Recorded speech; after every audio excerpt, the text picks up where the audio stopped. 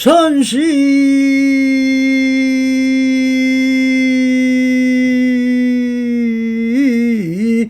불심이며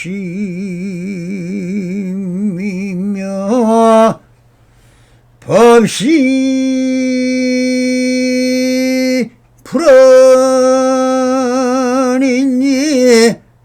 책지 인심이면 견성 성불이로다 나모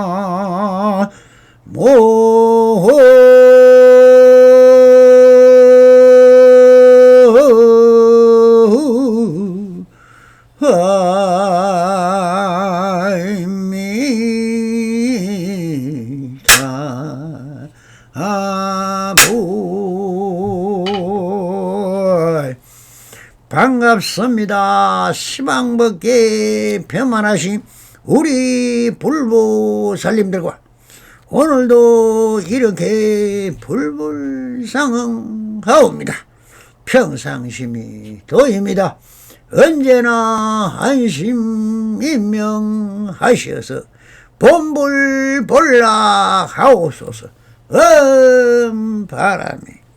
자, 오늘도 조사선 운문록 실중어요 제27달라 그 길이 어딘지를 모르겠습니다 하는 주제로 그 안에 숨어있는 현지를 남은 보설해 보도록 하겠습니다.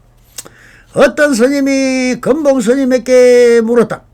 시방 부처의 한길 열반문이라 하는데 그 길이 어딘지를 모르겠습니다. 금봉 스님은 주장자를 거하면서 여기다 하였다. 스님께서는 이를 들려주고 부채를 잡아 세우면서 말씀하셨다.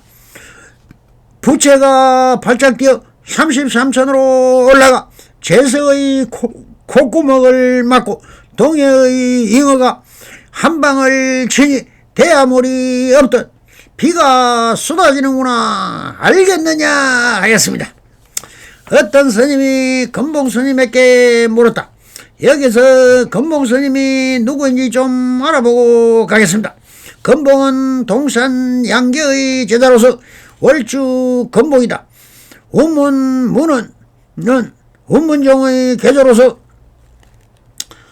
철강성 경은 사람이다. 도솔사의 지장율사를 따르다가 17세 출가해서 얼번 공부를 한 후에 묵도 도중을 참여해서 다시 설봉 어존을 참하여 그 법을 이었다. 5대 남한의 조정에서 종종 임내 설법을 하여 광대선언이라는 직책을 받고 광진대사라는 호를 받았으며 대자 운광성 경음선사라는 시호를 받았다. 금봉의 설법을 소개하듯 견봉은 운문선사의 스승이었다. 금봉이 설법하였다. 법신의 세종의 병과 이종의 광이 있다. 모름지기 그 3종과 2종을 통과해야 조용을 마음대로 활용할 수 있고 거기에서 항상 일구의 도리를 찾을 수 있다. 그 말을 들은 우문이 나와서 말했다. 암자 안의 사람은 이제야 암자 밖의 소식을 모르는 겁니까? 금봉이 끌끌 웃었다. 운봉이 말했다.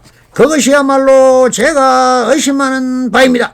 금봉이 말했다. 그대는 무슨 생각을 하고 있는가? 운문이 말했다. 스님께서 자세히 설명해 주시기 바랍니다. 금봉이 말했다. 참으로 진지하고 치밀하게 깨침의 경지를 알 수가 있다. 운문이 말했다. 예, 잘 알겠습니다. 여기에 오가는 이야기는 본래 운문의 법칙으로 운문 3병과 운문 양병으로 알려져 있다. 3병 중엔 다음과 같다. 첫째로 미도 조작은 아직 본래 자리에 도달하지 못한 상태로서 갖가지 분별 행위를 짓는 것이다. 둘째로 이도 주차원, 본래자 자리에서 도착하여 거기에 주차해 버리는 것이다.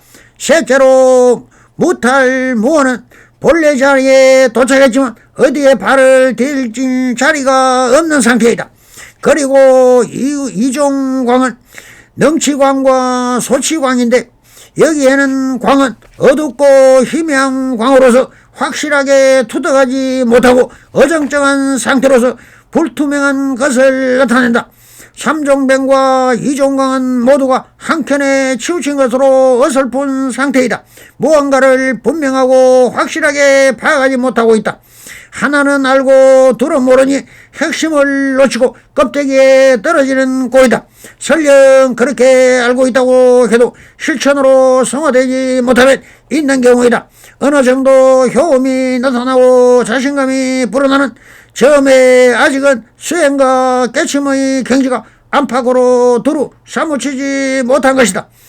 그럼에도 불구하고 여기에 안주해버리면 영영 미혹한 귀신꿀에 떨어지고 만다. 이럴 때일수록 더더욱 정진을 가해야 한다. 그래야지만 내외가 명쾌하여 주관과 객관에 대하여 모두 자유로운 힘을 받는 조용 동시가 나타나고 열반의 깨침으로 나아가는 항상 일구의 빛을 보고 거기에 도달한다. 삼종병과 이종강을 통과하지 못한 선사는 마치 자기 딴에는 무엇이든 할 수 있을 것 같지만 막상 스승의 법거량을 마주보면 손 하나 움직일 수 없는 허수아비처럼 얼어붙어 버린다. 이것이고 암자 안의 소식을 아는 사람이 아직 암자 밖의 소식을 모른다는 것이다. 이것이야말로 선에서 중시하는 자신의 깨침과 가치를 진정으로 파괴하는 이유이다.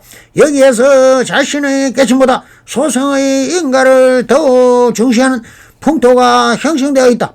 나아가서 이것은 서성의 인가보다 어쩌면 전법의 소식을 필요로 하는 이유일지도 모른다. 그래서 깨침은 반드시 인가를 거쳐야 하고 인가를 받은 지 전법으로 이어져야 한다. 그래야 안팎으로 두루밟게 삼으시는 지혜로서 교화를 펼 수가 있다. 그러려면 참으로 주도 면밀하고 용의주도하게 행지 면밀해야 오후 보림이 뒤따르지 않으면 안 된다. 앉아있을 줄만 알고 드러낼 줄 모르는 것은 머리만 있고 몸이 없는 그 택이고, 그럴 줄 알고 멈출 줄도 모르는 것은 다리만 있고 눈이 없는 꼴이다. 모두 아직은 덜 떨어진 상태이다. 참으로 진지하고 치밀해야 깨침의 경지를 알 수 있다는 건봉의 말에 잘 알아들었다고 대답하는 운문의 말은 오히려 운문이 제대로 알아듣고 나서야 비로소 깨침의 맛을 볼 수 있다는 반응이기도 하다. 아는 것은 깨치는 것은 별개사가 아니다. 알아야 깨치고 깨쳐야 안다. 또한 알기 전에는 깨치지 못하고 깨치기 전에는 알지 못한다. 이것은 조용 동시의 소식이다. 항상 일구가 가풍이다. 어떤 스님이 건봉 스님에게 물었다. 시방부처의 한길 열반문이라는데 그 길이 어딘지를 모르겠습니다. 건봉 스님이 주장자를 거하면서 여기다 했다. 시방 부처님의 한길 열반문이라 하는데 이 길이 어딘지를 모르겠습니다라고 물었다. 역대 부처님의 한길 열반문에서 열반문이 무엇인지를 물었으니 보아야 할 것입니다. 그럼 부처님의 말한 열반문은 무엇일까요? 불교의 3대 깃발은 재행무상 재법무와 적정열반이듯이 최고의 경지는 무엇입니까? 바로 적정열반입니다. 열반 적정은 절대 궁극의 대원성지 고요하고 적적한 대평화를 말한다. 열반이란 번뇌의 불길이 사라진 적적 고요하고 흔들림이 없는 분별 번뇌가 소멸된 고요한 상태이며 깊은 선적 적적 성서 삼매 속의 이 아닌가. 세상을 떠나 다른 세계도 아니고 번뇌의 생각이 번뇌가 일어나면 그대로 알고 사라지면 좋지 않는다. 그 자리가 곧 적정이다. 수행자는 체험으로 말하면 열반 책정을 얻은 것이 아니라 세속 속에서 번뇌 소멸이 드러난 경기라고 말한 것이다. 금봉 스님은 주장자로 거면서 여기다 하였다. 그렇습니다. 책정열반 또한 지금 여기를 떠나서는 다 망상이요 상상일 뿐입니다. 오직 지금 여기 있는 그대로의 신법계인 것입니다. 스님께서 이를 일러주고 부채를 잡아세우면서 말씀하셨다.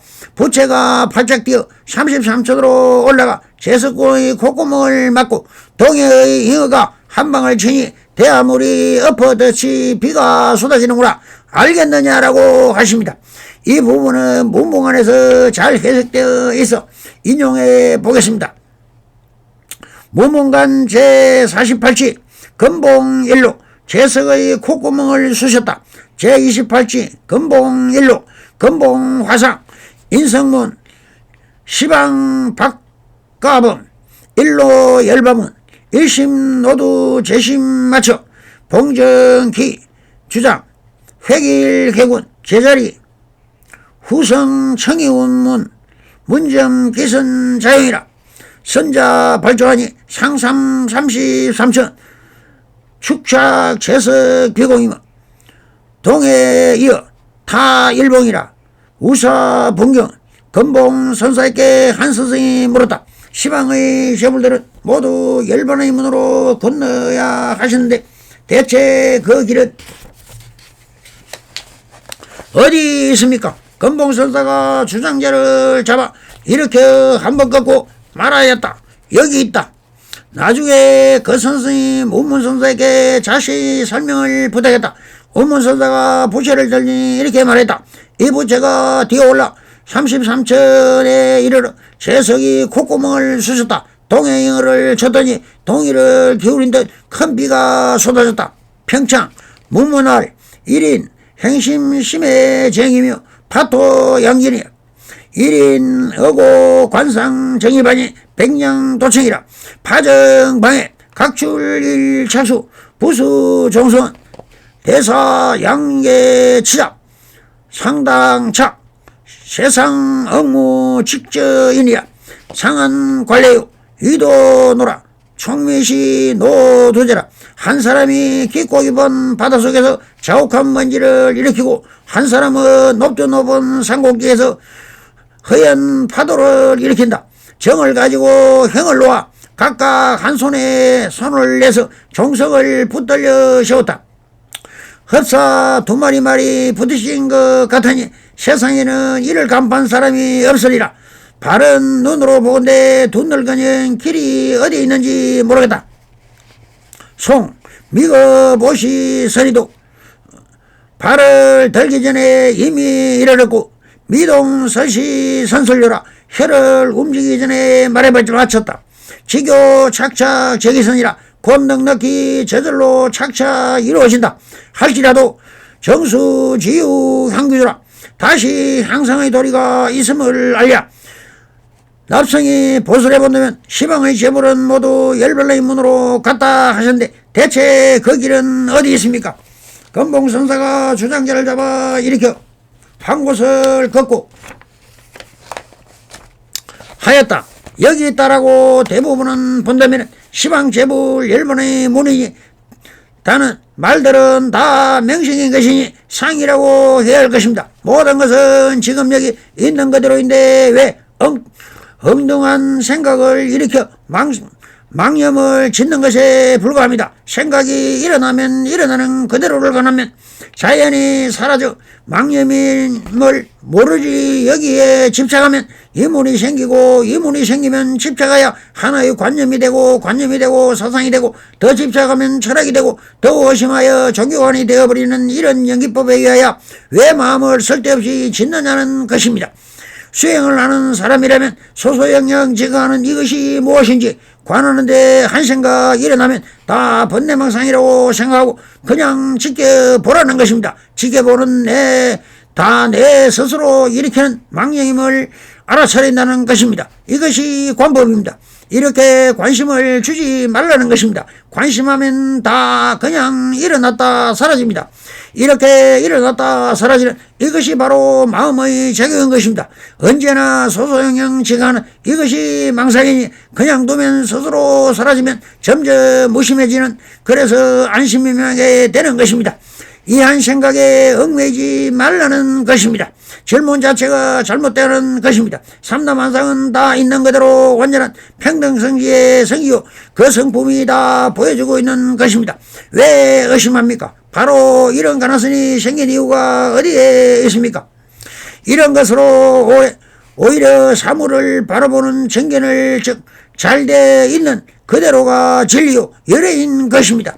이것은 말의 희론에 불과한 것이며, 선사라는 사람들은 자기적 밀교로서 바로 가르쳐 주지 않는 밀교로서 자기 자리를 지키는 수단이며 방편이 아니고 사람을 속이는 것에 불과합니다.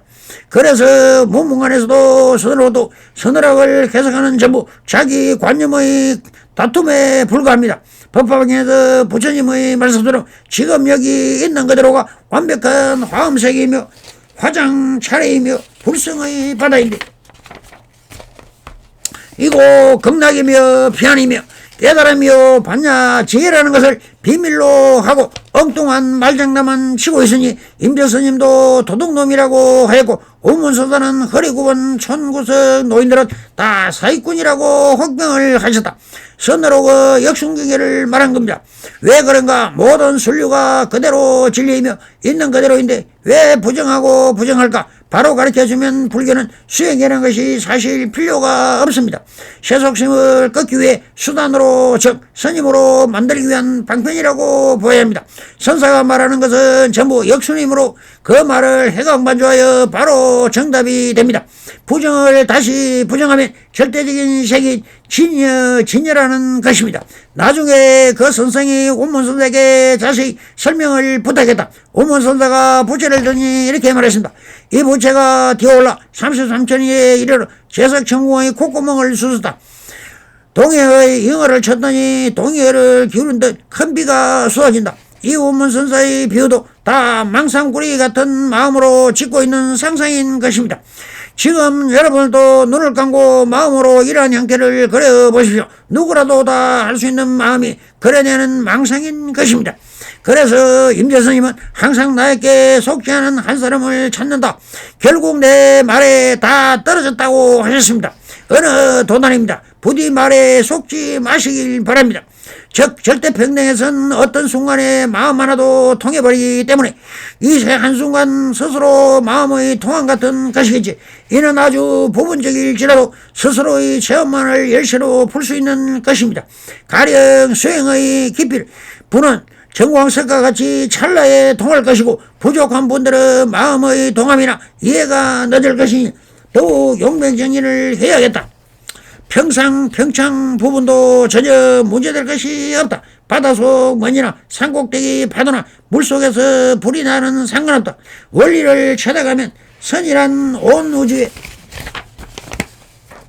다 내 손 안에 있다. 하지만 송에 강조하듯이 이런 정도의 체득이 머물면 절대로 안 되니 진정 또한 정진이라는 개송의 송이다. 송을 보슬해보면 미거봇이 선이 돌아 발을 들기 전에 이미 이르렀고 라고 발을 들기 전에 이미 이르렀고 하는 것은 모든 일은 먼저 생각으로 지어서 몸을 통하여 행동하는 것이니 행동보다는 마음이 먼저 작용으로 지었다는 것이다. 그러니 몸으로 나타나는 것은 다 자기 마음의 작용의 몸으로 행한 것에 불과하다는 말이고 보았다 할 것이다. 미동설시 선설류와 혀를 움직이기 전에 말에 맞췄다라고 하는 것은 혀를 움직이기 전이라도 그것도 마찬가지로 마음으로 먼저 생각을 정해놓고 그렇게 혀를 놀리는 것이니 먼저 마음이 지은 것은 혀를 이용해 말을 하는 것이므로 이렇게 말하는 것이다. 지교 착착 적이선이라 곧 넉넉히 저절로 착착 이루어진다 할지라도 하시는 것은 그렇게 마음으로 먼저 짓고 그 생각으로 말하고 걸음을 걷고 하니 마음과 몸이 저절로 착착 이루어진다 할지라도 그것으로 마음을 바로 알았다 할 수 없으니라고 하는 것은 더 이상 마음의 오의백법에 가리면 어떻게 해야 할까요? 경수지유 향상구라 다시 향상의 도리가 있음을 알라 라고 하셔 마음을 알아차리라고 견성성불인 것은 아니다.